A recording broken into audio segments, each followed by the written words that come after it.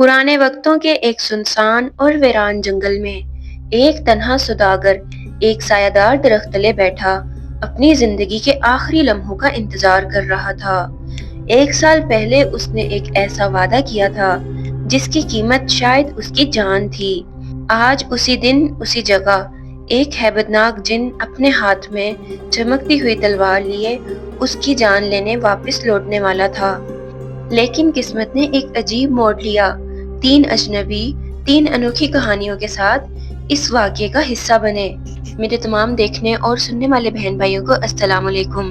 नाज़रीन इकराम, कहानी में आगे बढ़ने से पहले हमारे चैनल ज़माना किस्सा सबक को अभी सब्सक्राइब कर लीजिए ताकि हम इस सफ़र में आगे बढ़ सकें। चलते हैं अपनी कहानी की तरफ। पहले ज़माने में एक नौजवान सौदागर था जो बड़ा दौलतमंद था। एक मरतबा वो किसी काम के लिए सफर कर रहा था। रास्ते में एक सायादार दरख्त देखकर जरा सुस्ताने को बैठ गया और खाना खाने लगा। अभी खाना खाने से फारिग नहीं हुआ था कि हैबतनाक शक्ल का जिन हाथ में तलवार लिए हुए सख्त गुस्सा गजब की हालत में नमूदार हुआ और कहने लगा कि तूने जो खजूर की गुठलियां फेंकी हैं उनमें से एक गुठली मेरे लड़के को लग गई जिससे वो मर गया है और अब मैं तुझे इस इंतकाम में कत्ल करूंगा।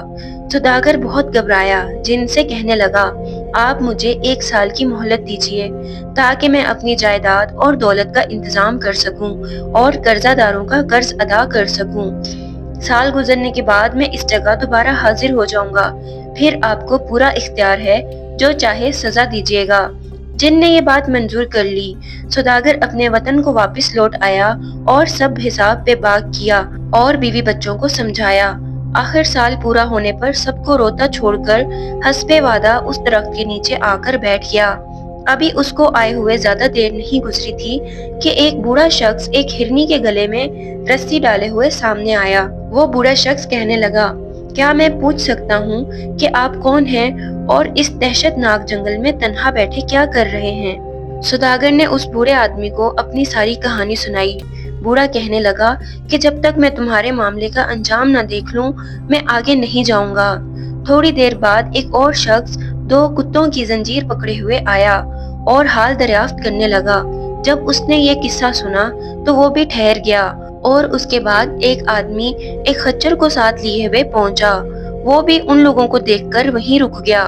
उन सब लोगों ने अभी अच्छी तरह गुफ्तगू भी नहीं की थी कि सामने से गर्दो गुबार बुलंद हुआ और वही हैबतनाक जिन हाथ में तलवार लिए हुए सामने आकर खड़ा हो गया और कहने लगा कि आज तुम्हारी मोहलत खत्म हो गई, अब मैं तुमको कत्ल कर दूंगा। गरीब सौदागर रोने लगा। जिन ने कत्ल का इरादा किया तो हिरनी वाला बूढ़ा आगे बढ़ा और जिनके सामने दस्त बदस्ता खड़ा होकर कहने लगा कि ए जिन्नों के बादशाह, मेरी और इस हिरनी की एक अजीबोगरीब कहानी है, मैं आपको सुनाता हूँ। तो क्या आप इस सौदागर का 1/3 गुनाह माफ कर देंगे? जिन ने कुछ देर सोचने के बाद मंजूर कर लिया। हिरनी वाले बूढ़े ने अपनी दास्तान इस तरह बयान करना शुरू की। ए जिन्नों के बादशाह, दरअसल ये हिरनी मेरे चचा की लड़की और मेरी बीवी है। 40 साल पहले इससे मेरी शादी हुई थी। काफी मुद्दत गुजर जाने के बाद इससे कोई औलाद न हुई। आखिर मैंने एक लोंडी खरीदी जिसके बतन से एक लड़का पैदा हुआ। 15 साल तक हम सब ऐशो आराम से रहे। इत्तेफाकन उस जमाने में मुझे एक सफर पर जाना पड़ा। मैंने लड़के और लोंडी को अपनी बीवी के सुपुर्द किया और खुद सफर पर चला गया। लेकिन इस बदबख्त ने मेरे जाने के बाद शहर से उस बांदी को गाय और उस लड़के को बछड़ा बनाकर ग्वालों के हाथ फरोख्त कर दिया। जब मैं वापस आया और उन दोनों के मुतालिक दरियाफ्त किया तो ये कहने लगी कि बांदी का तो इंतकाल हो गया और बच्चा मालूम नहीं कहाँ भाग गया। मैंने हर चंद तलाश किया लेकिन कोई पता न मिला। ये हाल देखकर मुझे बेहद सदमा पहुंचा, लेकिन सब्र के सिवा कोई चारा भी नहीं था। इसी असना में ईद कुर्बान आ गई और मैंने एक उम्दा गाय कुर्बानी के लिए खरीदी। हुस्ने इत्तेफाक से वो वही गाय थी जो मेरी बीवी ने जादू के असर से बनाई थी। जिस वक्त मैं ज़िबा करने लगा तो गाय की आंखों में आंसू आ गए और मुझे उस पर रहम आ गया और खादिमों से कहा कि इसे छोड़ दो और दूसरा जानवर ले आओ। लेकिन मेरी बीवी, जो दरअसल उस गाय को पहचान चुकी थी, मुझ पर जोर दिया कि अच्छी मोटी ताजी गाय है, इसको ज़िबा करो। चुनाचे मैंने उसको नौकर के हाथ से ज़िबा करवा दिया لیکن جس وقت قصاب نے اس کو صاف کیا تو گوشت بالکل نہ نکلا، صرف ہڈیاں ہی ہڈیاں نکلیں۔ مجھے بہت تعجب ہوا، لیکن میں خاموش رہا اور دوسرا جانور منگایا۔ اب کی مرتبہ ایک بچڑا لایا گیا۔ میں جب اس کے قریب گیا تو اس نے اپنا منہ میرے پیروں پر رکھ دیا اور رحم طلب نظروں سے مجھے دیکھنے لگا۔ میں نے اس کو چھوڑ دیا اور دوسرا بیل منگا کر ذبح کر دیا۔ گویا میری اس ظالم بیوی نے اس بچڑے کو بھی ذبح کرنے پر زور دیا، لیکن میں نہ مانا۔ چند روز بعد میرا پڑوسی میرے پاس آیا اور کہنے لگا، میری لڑکی سحر جانتی ہے، جب میں آپ کا بچڑا جو آپ نے چھوڑ دیا تھا وہ اپنے گھر لے گیا تو وہ کہنے لگی کہ یہ دراصل جانور نہیں بلکہ فلاں سوداگر کا لڑکا ہے، اور اس کی بیوی نے اس کو سحر کے زور سے بچڑا بنا دیا ہے، اور اس کی ماں بھی گائے بنائی گئی تھی جو عید کے روز ذبح کر دی گئی۔ یہ حال سن کر تو میرا دل بیٹھ گیا اور اتنا سخت صدمہ ہوا کہ میں بیان نہیں کر سکتا۔ خیر، میں اس وقت پڑوسی کے گھر آیا اور اس لڑکی سے کہنے لگا، بیٹی، اگر تم کسی طرح اسے دوبارہ انسان بنا دو گی تو میں تمہیں اتنی دولت دوں گا کہ زندگی بھر کسی محنت کی ضرورت نہ رہے گی۔ لڑکی نے کہا، میں کسی دولت کی طالب نہیں، لیکن دو شرطیں ہیں۔ ایک یہ کہ جب میں آپ کے لڑکے کو انسان بنا دوں تو میری شادی اس کے ساتھ منظور کر لیجئے۔ دوسری یہ کہ جس عورت نے اس کو بچڑا بنایا تھا اس کو سزا دینے کی اجازت دیجیے۔ میں نے اس کی دونوں شرطیں منظور کر لی۔ لڑکی اٹھی اور ایک برتن میں پانی لیا، پھر اس پر کچھ پڑا اور اس بچڑے پر چھڑکا۔ جیسے ہی اس نے پانی چھڑکا وہ فوراً انسانی شکل میں آ گیا۔ میں نے اپنے لڑکے کو سینے سے لگا لیا اور اسی وقت اس لڑکی کے ساتھ اس کی شادی کر دی۔ بعد میں اس لڑکی نے میری بیوی کو اپنے سحر سے ہرنی بنا دیا، چنانچہ یہ وہی ہرنی ہے جو اس وقت میرے ساتھ ہے۔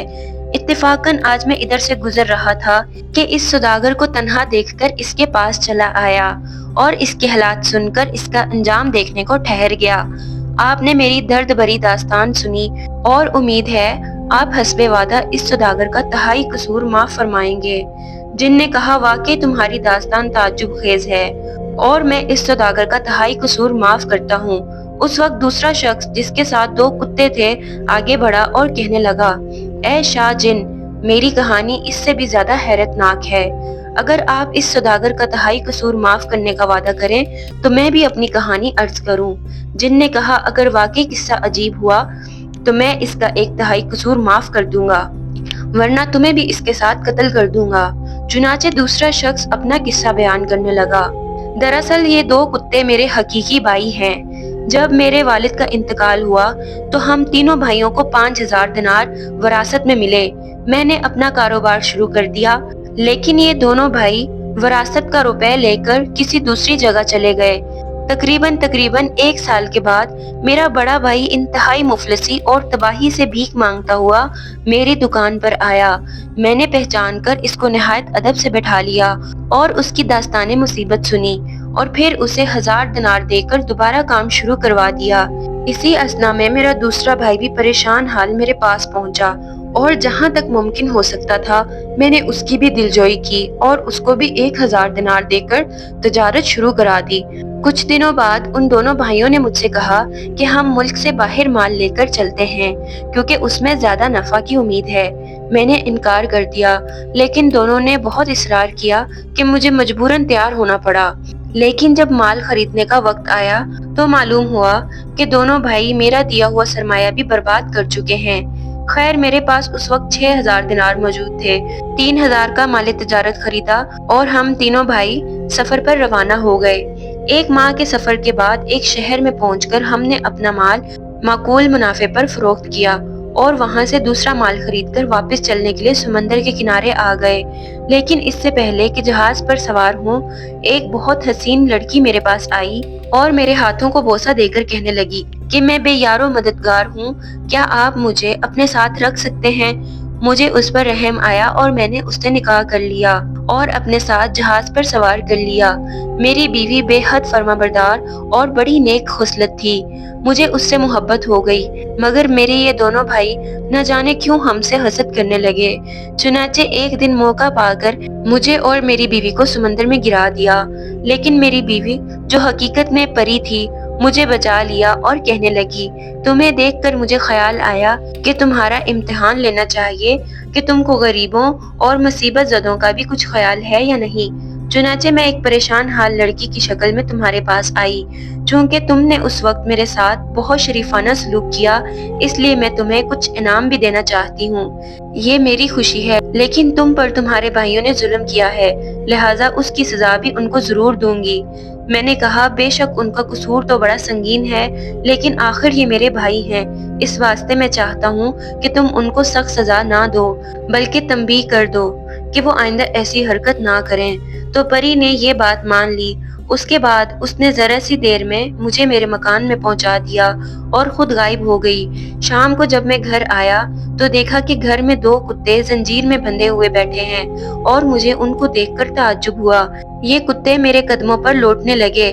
تھوڑی دیر بعد وہ پری آئی اور کہنے لگی کہ یہ کتے تمہارے وہی بھائی ہیں جنہوں نے تم سے اور مجھ سے بدسلوکی کی تھی، اور اب یہ 10 سال تک کتے کی حالت میں رہیں گے۔ اس دن سے ہر وقت ان کو میں اپنے ساتھ رکھتا ہوں، اور اب دیکھیے کہ کب 10 سال کی مہلت پوری ہوتی ہے اور یہ انسانی حالت میں آتے ہیں۔ میں بھی ادھر سے گزر رہا تھا جہاں یہ ہرنی والے بزرگ اور یہ جوان بیٹھے ہیں۔ ان کا حال سن کر انجام معلوم کرنے کو ٹھہر گیا۔ امید ہے کہ میرا قصہ آپ کو پسند آیا ہوگا اور آپ حسب وعدہ اس سوداگر کا 1/3 قصور اور معاف کر دیں گے۔ چنانچہ اس جن نے اس کا 1/2 قصور اور معاف کر دیا۔ اب تیسرا شخص اٹھا اور کہنے لگا، آپ نے دونوں کا قصہ سن کر 2/3 قصور معاف کر دیا۔ میرا قصہ بھی بہت حیرت انگیز ہے۔ اگر آپ سوداگر کا باقی کا سارا قصور معاف کرنے کا وعدہ فرمائیں تو میں اپنی آپ بیتی سناؤں۔ جن نے منظور کر لیا۔ چنانچہ خچر والے مسافر نے اپنی کہانی اس طرح شروع کی۔ یہ جو خچر آپ دیکھ رہے ہیں یہ میری بیوی ہے۔ قصہ یوں ہے کہ ایک دفعہ میں سفر پر گیا اور تقریباً 1 برس کے بعد واپس آیا۔ آدھی رات کے قریب میں گھر پہنچا۔ اندر گیا تو میں نے دیکھا کہ میری یہ بیوی اپنے غلام کے ساتھ ہم آغوش ہے۔ اتفاق سے یہ اس وقت جاگ رہی تھی اور اس نے مجھے دیکھ لیا۔